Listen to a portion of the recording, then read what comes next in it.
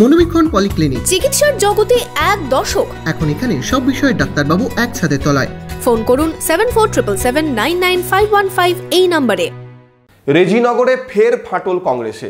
শুক্রবার ব্লক তৃণমূল সভাপতি মঞ্জুর শেখ ও প্রাক্তন ব্লক সভাপতি আতাউর রহমানের হাত ধরে হয় যোগদান। এই যোগদানে উচ্ছ্বসিত তৃণমূল নেতৃত্ব। আপনার আনন্দে আমাদের উদযাপন। বিয়ে হোক বা পার্টি, বহরমপুরে এবার luxury banquet hall at golden retreat. জেলায় একমাত্র পিলারলেস ব্যাঙ্কোয়েট, আছে স্পা, সালন, ক্লাব মেম্বারশিপের সুযোগও। বহরমপুর শিল্প তালুকে গোল্ডেন রিট্রিট। লোকসভা ভোট মিটতেই তৃণমূলে যোগদানের হিড়িক পড়েছে।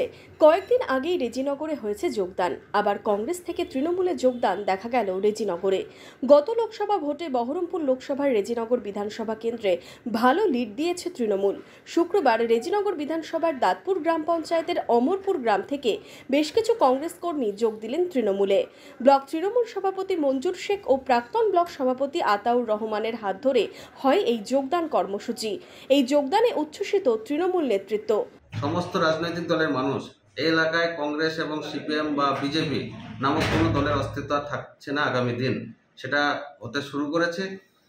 আগামী দিন আরও অনেক মানুষের দলে যোগদান হবে এবং বর্তমানে আমরা এলাকায় বিভিন্ন নির্বাচনে দলের শক্তিশালী রেজাল্ট দেখিয়েছি এবং এলাকার মানুষের সঙ্গে আমরা যে থাকি, এলাকার মানুষের সব সময় পাশে থাকি, তারই একটা প্রতিফলন।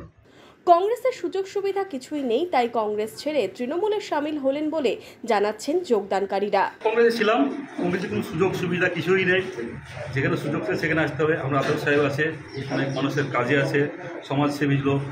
মঞ্জুর সাহেব আছে ব্লক সভাপতি, সমাজসেবী লোক, যিনারা আমার সাপোর্ট থাকবে, কাছে থাকবে, মানুষের উপকারে থাকবে, তিনাদের দলে আমরা আসতে চাই। সেই জন্য আমরা আতাউর সাহেব ধরে এই তৃণমূলে যোগদান।